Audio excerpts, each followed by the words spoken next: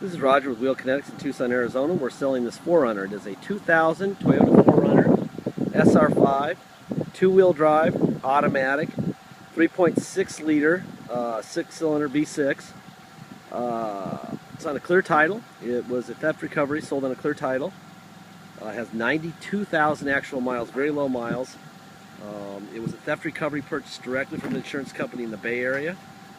And aside from cosmetic issues, it's a really nice rig. We know how popular these things are. This is going to be really quick. For someone who just wants a good driver, it's going to go another 120,000 miles with just a couple oil changes and a tranny service at about 50,000 miles. This thing is, mechanically, these are about as bulletproof as gas vehicles get. It needs two front tires. Actually, the driver front tire is not as bad as the passenger front. The passenger front's pretty bad. And their tires have about 50–60% tread on them. My job is to make sure that people who are buying this vehicle online and shipping it to Michigan or Ecuador, where we sold one to a producer of International House Hunters the other day, make sure that they get what they paid for and don't get bad surprises. So my job is really to throw this thing into the bus. That way it's better than expected when you get it. Plus we deal with eBay people, and in general eBay people are the biggest babies in the world, so if you miss something, who knows. I always seem to miss something with the eBay people, but this is I don't know, it's about 12 inches. That's the biggest cosmetic thing. There's another ding in the lift gate, but you know, none of this stuff I would fix. Here's the driver or the passenger rear tire. I wouldn't do anything with this thing, to be honest with you, except put some front tires on it. It's just a driver. If you start doing all the ticky-tack stuff on the inside and on the outside, you'll spend a fortune and ruin the savings in this car. Thing there. This would be a great car for a kid. Someone obviously spilled some paint back here. On this alone, the only thing I'm going to do in the future, this thing, our interior guy, mobile interior guy comes, I'm just going to have him spray some dye on this if he can, just to make that look a little bit better. But, you know, other than that, we're not doing anything. It's running right now because it's 500 degrees in Tucson, and it's too hot. I got the AC running. Anyway, somebody obviously pulled the gas door back real hard. This can either be, you can either get one of those chrome aftermarket ones or just deal with that. You know, again, this is kind of the buying the mechanical part, not the cosmetic parts. If you buy the cosmetic part of it and you want to do something about it, you're gonna be doing it forever, inside and out. You don't want to do that. Alright. Here's your stickers on the hood, where they belong.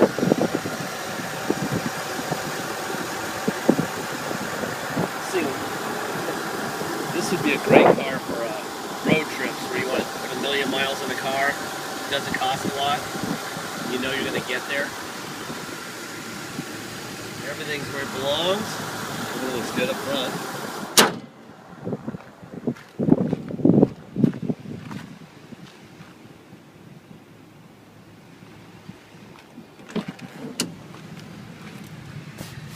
Like paint. I think this guy must have been a painter or something. This is the pattern in the seat. This like gray in there. I thought it was like dirty, but it's actually the pattern in the seat, in the cloth, all over it. It's bizarre. Anyway, you can see the carpet's got that going on. It's missing this little fan switch right here. I'm not really sure what that's for anyway. The cup holder here, that obviously I just found out is broken, which is typical for this car. All the little stuff. I think that they tried to steal a bunch of parts off the interior of this thing, and we're successful on some of them. We replaced the ones that we thought were affordable enough to replace. Missing a headrest. There, that one's there. Headliner looks okay. some holes in this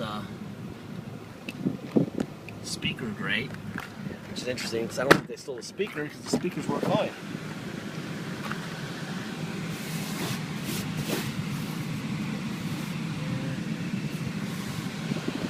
Just, you know, they stole this. This whole piece right here was stolen. We had to buy this used because they wanted like $9 million for this. So we got this, but this of course was missing when we got the used part in. Also, this little trim that goes around the ignition, they stole it, they broke all that. That piece is a part of this whole bezel that goes around it, and that is very expensive, very, very, very expensive. Another thing not worth doing. I guess what I'm getting at here is if you're a real stickler, if you're a stickler for the way it looks, don't buy it. If you need a car that runs great, buy it. If you need a vehicle that you have a chance at financing, maybe with your bank, I don't know if they'll finance a 2000. Our financing only works to 2004, but at least you'd have a chance. A little more paint right here. I would say that this guy was a painter. They call me the detective around here. I don't think it takes much to figure this out, huh? Anyway, the air is blowing ice cold in here.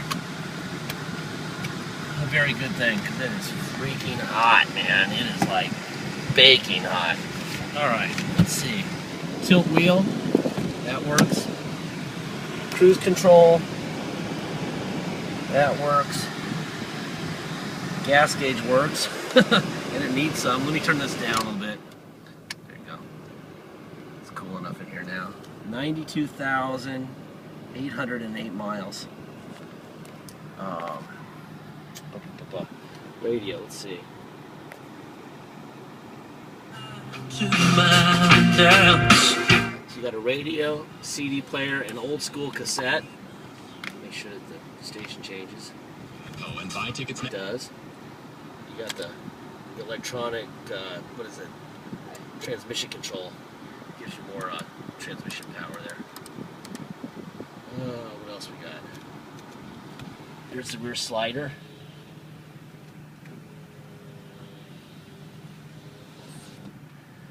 Alrighty then, let's go on a little ride.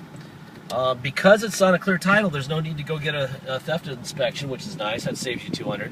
So if you come to Tucson to drive it home, all you have to pay is dock fees of $250 and tax. Tax is 2% city sales tax here in Tucson, plus whatever your state tax rate is. If your state tax rate is 3%, you're going to pay 5% tax and a $250 dock fee. If your state tax rate is 0, like Alaska, Oregon, a couple other states, then you're going to pay just 2% sales tax and a $250 dock fee. If you pay by wire and ship, 0 taxes, 0 dock fees. You'll deal with the tax man if you have to when it gets to you in your state. Once we receive full payment by wire or by mail, most people wire because it's a lot safer, but old school people who don't trust the internet as much, every now and then, once a month, we get a guy who wants to mail us a cashier's check and we have to chase it around town. Anyway, once we receive full payment, we scan your notarized title and envelope we mail it to into your file, online file for the vehicle, which you'll have forever, with all the documentation for the vehicle. And you get it in the mail, generally before you even have the vehicle. We also have a really good shipper that we suggest you at least give a shot to if you're going to ship. His name is Fred with Beacon Shipping Logistics. His number is right in the middle of our ad. Please call him. He'll be right in the middle price range-wise, but he communicates really well with our buyers and with us. If there's problems, if shippers, if truckers are being weird, he puts them in line. He's a good guy, so give him a shot. I'm not like pounding on the gas right now because I'm in a residential neighborhood, but this thing runs great. Yeah, I don't really want to get a ticket today.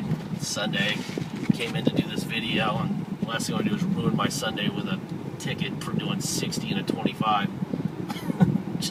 which is my luck lately. That would happen to me. Anyhow,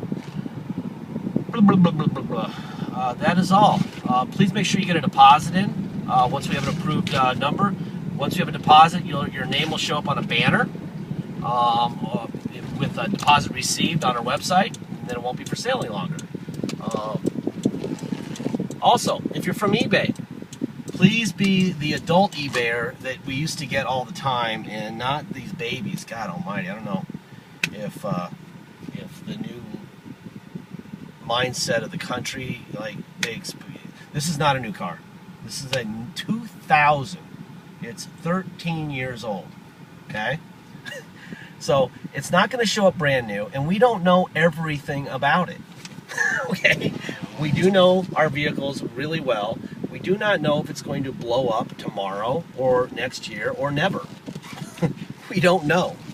So if it does that to you, okay, 7 months from now, it's not my fault. Okay, God. Now that's never happened, but we get people who whine about ashtrays and, you know, a mirror that stops working and crap like that, and it's just ridiculous. The money you're saving going through us and all the information we give you is more than you could ever get out of a test drive in person at a dealership. And you're saving a fortune, so use that money you're saving to do whatever the vehicle needs when it has issues. You're saving a fortune. So, you know, we would like people to realize that. Now, some eBay people are fantastic, but boy, if you're not one of those, if you're one of those crazy people who, you know, just please go to the auto mall in your local area and go get crushed for this thing. All right, please. Anyhow, that is all. Hopefully everyone had a great Father's Day weekend last week, and we got 4th of July coming up, and I got some kids' birthdays coming up, and I think I'm done talking. All right, have a great rest of your Sunday and a great week next week. Thank you.